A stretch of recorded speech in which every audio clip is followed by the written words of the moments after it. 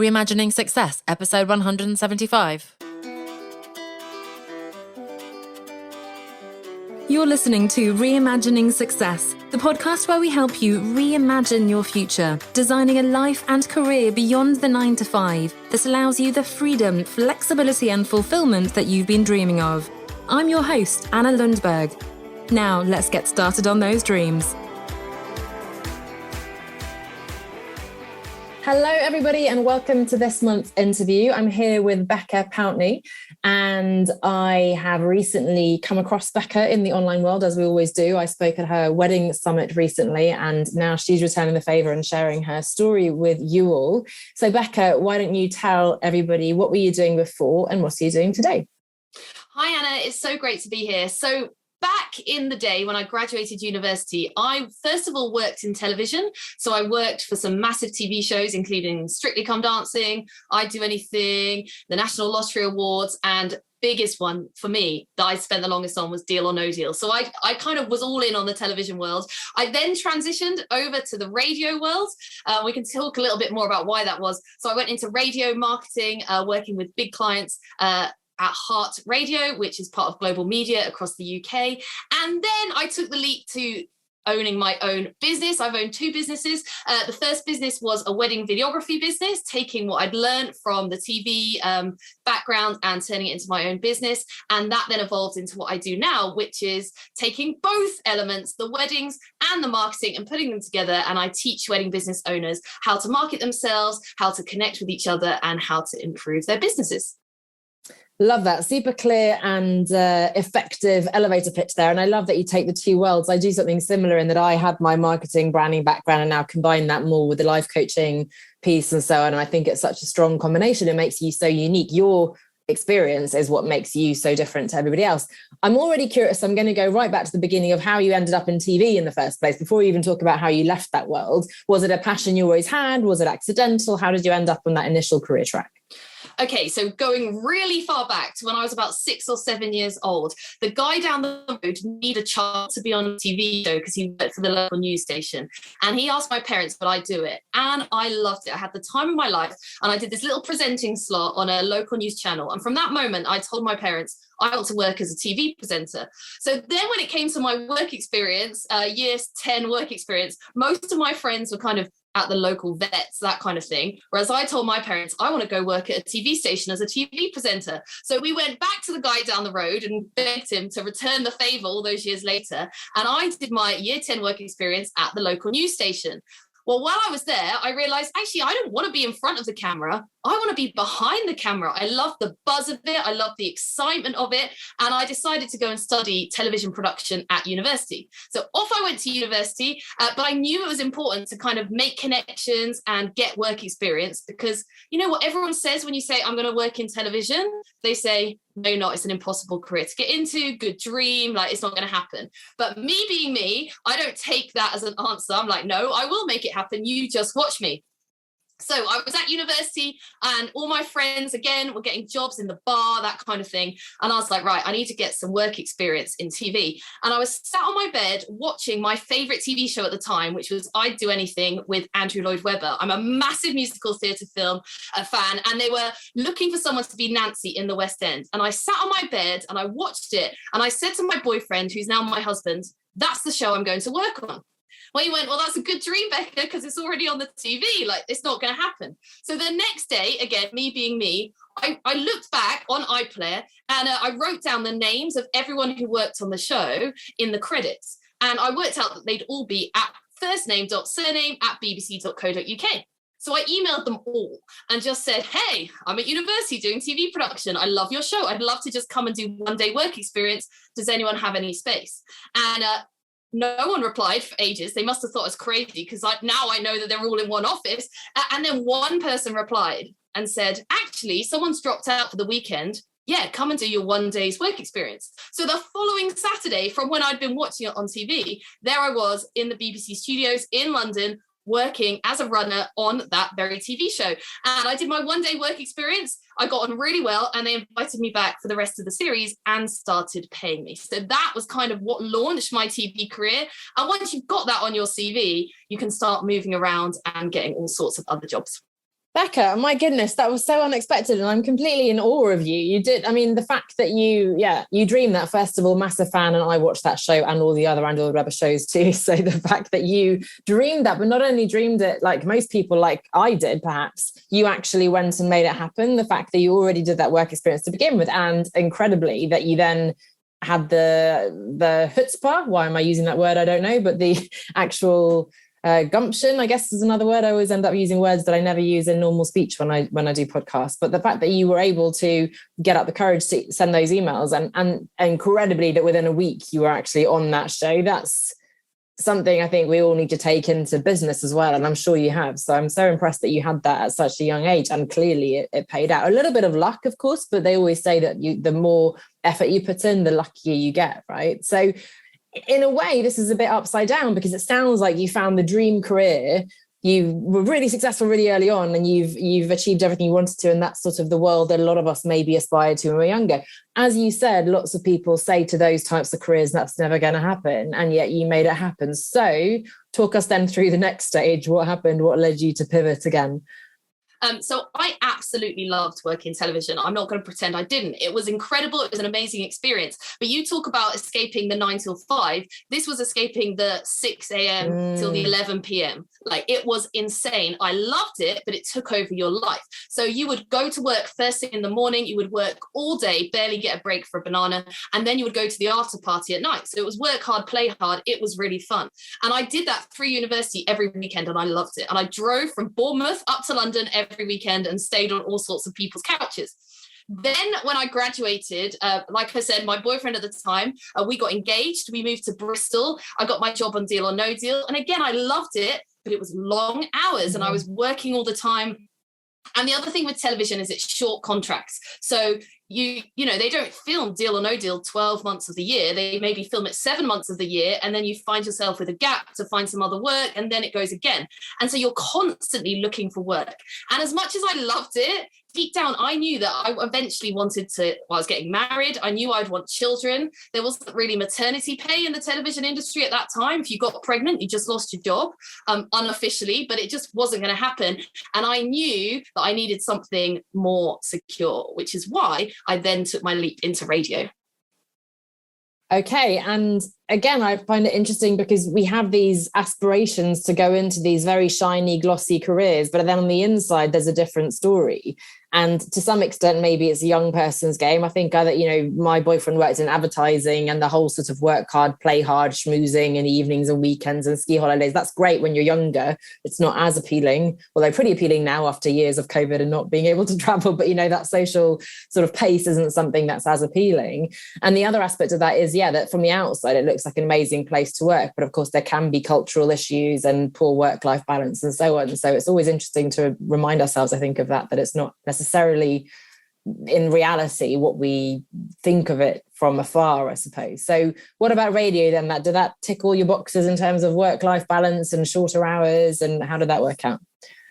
So I knew someone that worked at the radio station, and all the way along in my journey, I've learned from my dad actually originally that it's all about who you know, not what you know. And that's something I teach my wedding businesses all the time. It's about making connections. So I have this friend who worked in the radio station. So I talked to him about it, found out a bit more about the job, and it seemed perfect to me because it was still that kind of glitzy excitement that I had in TV. But guess what? Radio is recorded every single day of the year. So there wasn't that kind of short-term contracts. The hours of the job that I was going to hope to take on were much more like 9 till 5.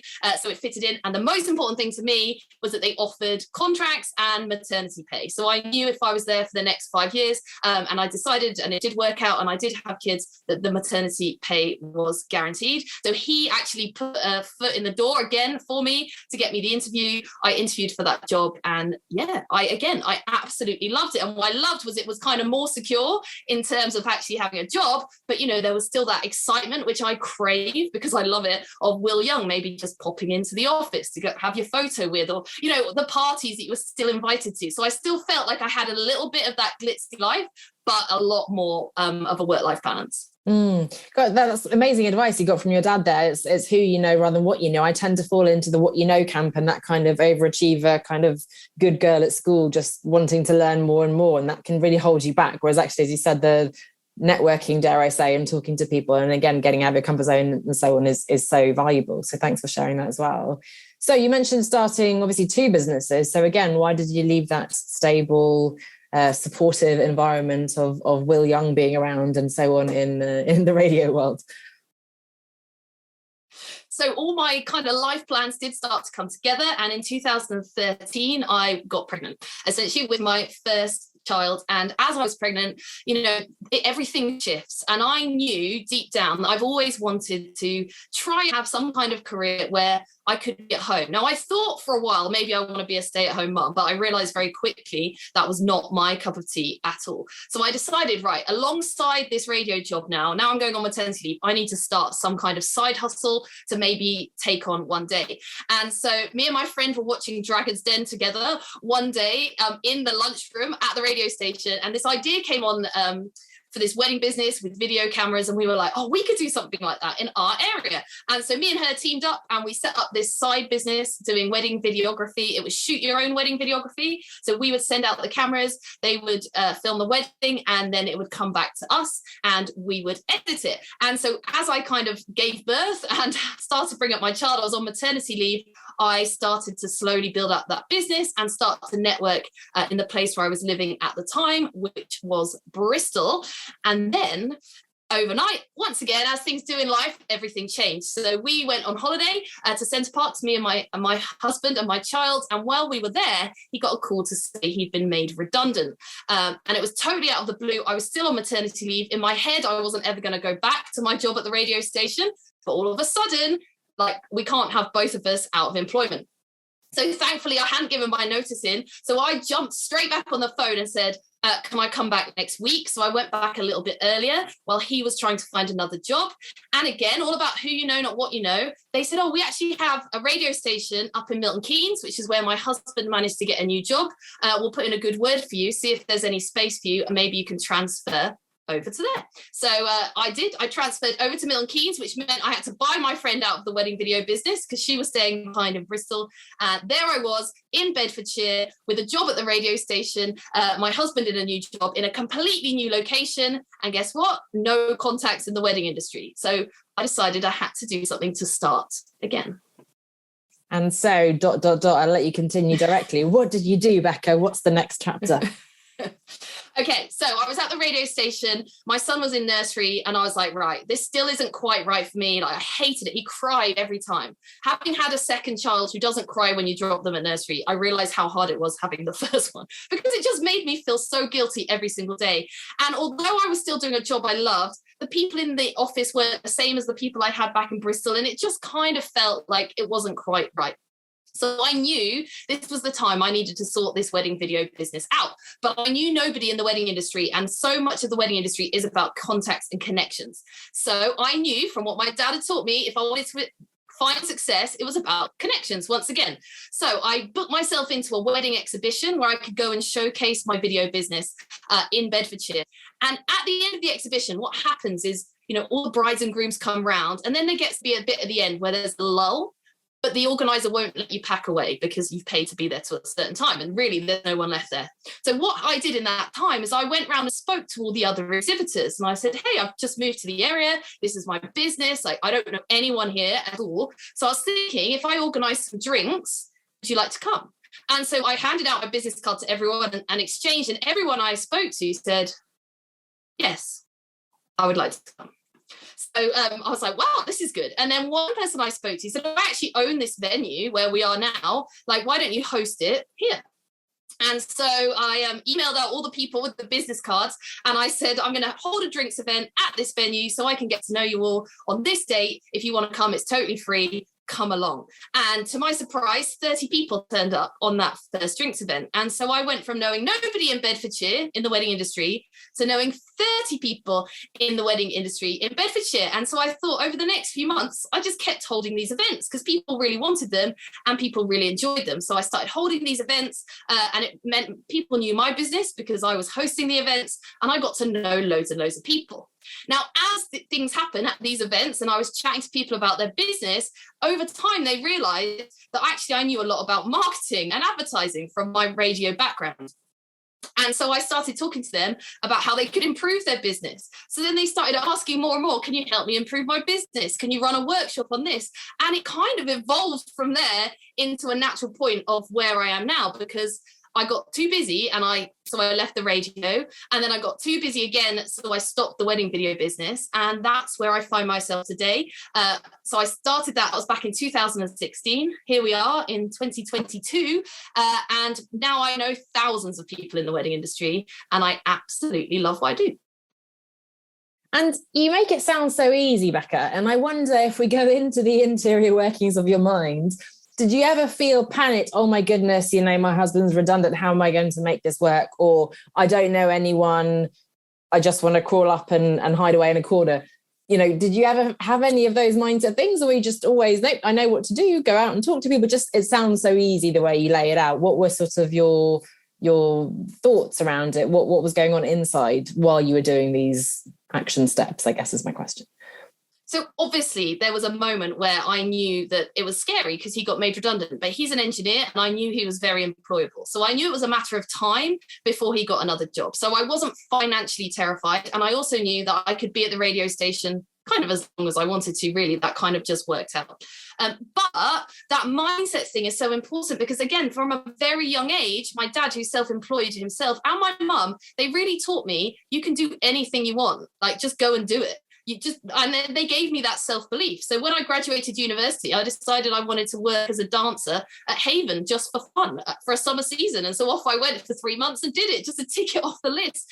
And I think so often the reason it sounds so easy is because it is quite easy. It's just we don't actually get past the step of taking the action, and we just sit back and wait for something else to happen externally. Whereas actually, when you're proactive, often you can achieve all sorts of things. The other thing is you have to kind of get a little bit hard and understand that there will be a lot of no's or a lot of other things. Becca, I'm just losing your sound a little bit. Can you check? I'm not sure if you can see anything your end. I just want to make sure we can still hear you. If you can turn it off and on again, perhaps. Is that better? Much better, yes. So you were just saying you get a lot of no's. That's where we left you. Yeah, so I think it's important that you realise you may get a lot of no's in your business. So think right back to my first example. I must have emailed 30 people off of the credits of that show. Only one of them ever emailed me back. So technically that was 29 people saying no. And I think you only need one yes. You could have 100 no's. If you get one yes, then that's going to take you a little step forward. And I think it is a lot about self-belief and knowing your worth as well, because if you know that you're going to bring something to a situation, then it gives you the confidence to go ahead and do that. And I always look at things as how can I help other people rather than how can they help me. So if I go and approach a situation like going to those suppliers, yes, in the back of my mind, I was thinking I need to grow my own business, but I was also thinking, well, how good is it going to be for us all if we all come together in one room? Like, why wouldn't they want to come to a free drinks event? Like, it's a no-brainer. We can really hear and see that self-belief, I think. And I love what you said about the no's. It's something I'm working on now. And I've just shared in my business accelerator, we've just started doing a post on Failure Friday. Instead of sharing your wins at the end of the week, we're sharing our failures, because actually, if we're not failing, we're not trying hard enough. I think failing in the sense, not of something dramatic, but really, as you say, getting some no's. You have to wade through the no's in order to get through the yeses, right? So I love that. As you say, out of 30 people, you just need one yes. And look where that led you. And again, you got those 30 people coming to this event, and it sounds like you're really coming from a place of serving, both knowing your own value, but thinking, how can I help these people? You saw a genuine opportunity for connection, and I'm sure that must have radiated from you. So it wasn't a needy kind of desperate, please come to see this because I need you guys as clients in the future. It wasn't in any way sleazy, as people feel, trying to do that salesy pitch. So I think that really comes across, and that's so valuable. In terms of the business now, what are the challenges you see for you at the moment? Obviously, we've had a couple of tough years, I imagine, for your clients, but for you personally as well, what challenges do you have at this stage of your business?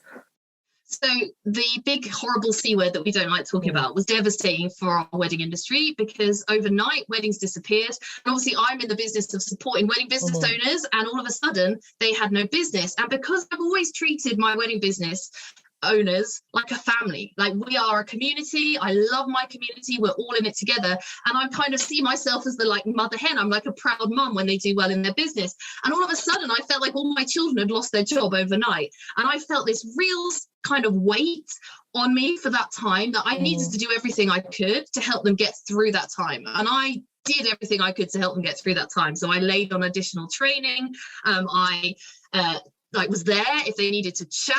A couple of people who said I've just lost all my income, I let them have a few months for free in my membership, just kind of no one would know about it. I just kind of let them do that because I thought, well, I can't let you go now. Like, now's when you need the support most of all. But I worked so hard, and I think it's only been over the last probably about 6 months where I realized the personal toll that emotional weight had taken on me. And I realized I actually need to get better at, like, as my business grows, I cannot be the mum to every single one. And some of those businesses will thrive and some of those businesses may struggle, and people go through all sorts of their struggles themselves. And I need to learn sometimes to emotionally disconnect from that. And yes, run a great community, but actually, like, my number one priority is making sure my family's okay. And so I think that's kind of the battle that I have sometimes, is that I want to give, and as you can hear, like, I'm a real giver, but sometimes I have to rein myself back in and realize actually you can't give all of the time to all of the people.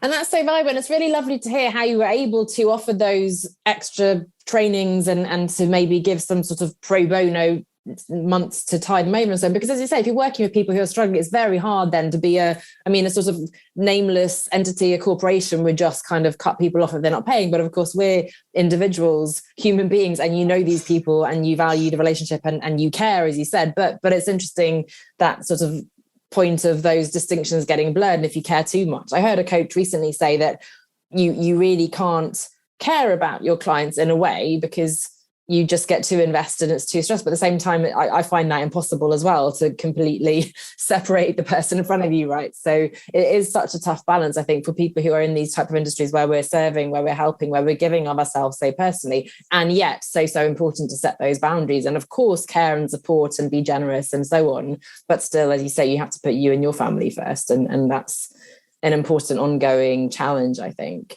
If we shift it around to the positives, then what are the best things about what you're doing now? You've been so enthusiastic about all the different phases of your career, which I love, but what are you enjoying particularly at the moment? So what I love right now is that I have built the business that I always hoped I would. So I've built a business which is flexible enough that I can be at the school gate every day dropping off my children, and I can be at the school gate every day to pick them up. Now, I know that's not what everyone wants, but for me, that was always my why. I wanted to be there for them, and I'm able to do that. I'm able to schedule my time so that I can be with them in half terms. Yes, that has a knock-on impact. It means I have to do some late nights and other things, but I just love that I have the flexibility. The other thing that I love is I've still managed to retain some of those exciting things that I had from my old life, like the things that I loved about being TV and radio. Okay, Will Young isn't walking into my home office very often, but because I'm in the wedding industry, it's glitzy and glamorous. Because I'm a wedding blogger on the side, which we didn't even talk about, I get invited to events or get free overnight stays occasionally. And so I've kind of managed to cling on to the bits that I loved, but get rid of the bits that I didn't like, which was having to be in a certain place at a certain time, and something we haven't talked about at all, having to be the person who has all the ideas and a boss that just doesn't really want to listen to them. Whereas now I'm the boss. If I've got an idea, I can implement it. Love that so much. So I was just thinking, Will Young did walk into a cafe when I was sitting there working once. So, it can happen even if you're not working in TV and radio. There you go. We're living the dream. But that freedom and flexibility is so important, I think, as a parent, especially. And as you said, we all make our own choices as to what that looks like. If somebody wants to fast track to the incredible place you are now, is there a shortcut to get to having that business, or do we have to go through these twists and turns of experimenting and the ups and downs and this works and that, the sort of trial and error phase? Do you think there are secrets? If you could go back and do things differently, would you? Or is it just a matter of recognizing it's going to take time? There will be those ups and downs, but you will get there ultimately. So I think there is no real fast track to success. I do think it takes time. However, I do think there are things I could have done quicker in order to make the money faster. So for example, I was running my networking events. It took me a little while to start charging people because I was frightened to do that. And I kind of wish I'd had the confidence to do that earlier, because actually, as soon as I did, everyone was like, great, well, why have you been doing it for free for so long? So there's some things that I wish I'd done sooner. But in terms of building the connections and building up your brand and your identity, I do think that takes time. I had an experience that I loved actually last week, if you're happy for me to share it, because because when I first started back in 2016 and I was doing these events, and I launched my wedding blog, there was a massive wedding exhibition in our local area, huge. And I always knew it would be so cool to like be involved with them, or to be part of what they're doing, or to be part, like help them out. And I remember going to that show and like having cards in my pocket and like sort of secretly chatting to people and giving out my cards, and people saying to me, if the show organizer captures you, you're going to be in trouble. And also saying they'll never work with you in a million years. Like, they're this massive show organizer. Like, who are you? Well, just 2 weeks ago, or maybe it was 3 now, just 2-3 weeks ago, out of the blue, the organizer of said show contacted me out of the blue and said, hey, Becca, I've been told you are the go-to person in the wedding industry to help with marketing. Like, what can you do for us? And I was like, wow, look how far we've come since 2016, where I was nobody that no one was interested in, all of a sudden for them to come to me. And that is a matter of time. That's a matter of time, establishing your identity, doing good things, helping people along the way, and then other people starting to recommend you out there. First of all, congratulations. That's huge. And that is the dream for so many of us, right? To be the go-to expert. You want to be the one that somebody says, you have to go to Becca. She is the person to speak to. And clearly you've managed to do that. So any other tips then, or sort of one big thing that you'd advise someone who hears what you're saying, says, oh my gosh, I really want to get there. I recognize it's going to take time and effort and serving people and so on. But what piece of advice could you give to the listeners? Start building connections now. I am huge on building connections. It's something I talk about all the time, because you don't know when you're going to need those connections. And I believe every connection in your life is a good connection. So even if you're not ready to start jumping into a business now, just start talking to everyone you come across. So people in the school playground, like, get to know them, find out what they do, find out what their businesses are, find out who they are, find out what their family are. Like, be a good friend to people, chat to people, link up with people, and then have the confidence in the future to go back to those people. Because I honestly think the biggest way to like grow your business quickly is to know as many people as possible. Because guess what? If you are a nice person and you help them out and you do stuff for them, then they recommend you on in the future. So my biggest piece of advice would be to just start building as much of a network as possible. Don't hide away in your house. Even if you're shy, do it online, but start expanding your network, find groups to be part of, go to networking events, and just be nice to everyone in everyday life.